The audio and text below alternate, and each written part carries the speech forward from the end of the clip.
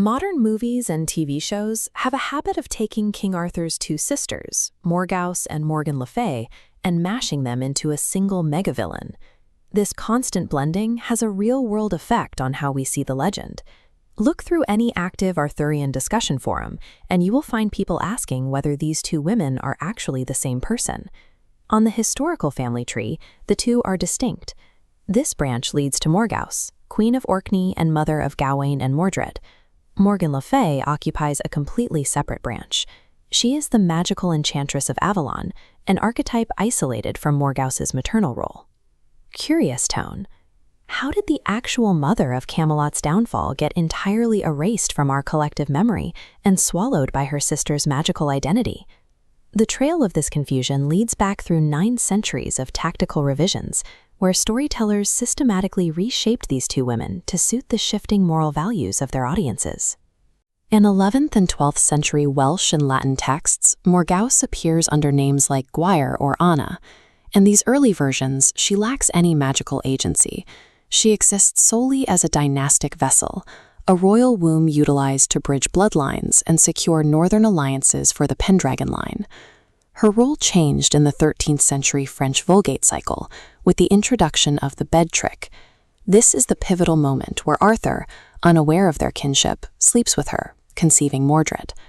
The original French authors utilized a rhetoric of ravishment to describe this. They used romanticized, flowery language to soften the reality of an incestuous encounter. In the 15th century, Sir Thomas Malory radically altered the tone in Le Morte d'Arthur, abandoning French romance for a pragmatic rhetoric of rape. He stripped away flowery descriptions for blunt English, shifting the psychological reality to a calculated assertion of power. Malory's motive was political. To maintain Arthur as the spotless, heroic center of the English myth, he had to shield the king from the moral weight of his own actions. He achieved this by stripping Morgause of any awareness or magical intuition. In his version, she is a completely unwitting, passive participant in the encounter. Morgause became the ultimate narrative scapegoat, having her personal identity sacrificed to protect the moral standing of the men in power. By the 20th century, this erasure created a problem for authors like T.H. White, who wanted to adapt Malory's work.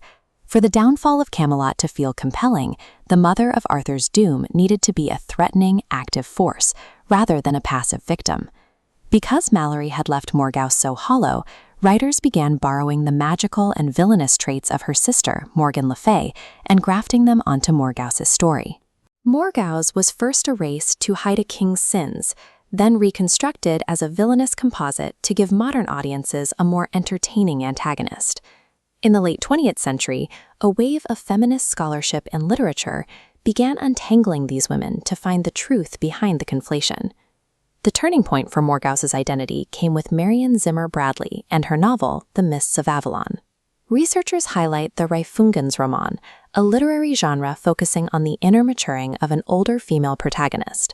Bradley used this framework to decouple Morgause from Morgan le Fay, giving the Queen of Orkney her own voice and unapologetic ambition. This approach allows Morgause to exist as a complex figure, exploring the roles of mother and crone without needing to be a passive victim or generic evil sorceress. The reason we confuse these two sisters today is that for 900 years, storytellers refused to let Morgause be a complete person. Recognizing Morgause as a distinct human entity goes beyond correcting a wiki entry. It restores the legacy of a queen erased by centuries of literature.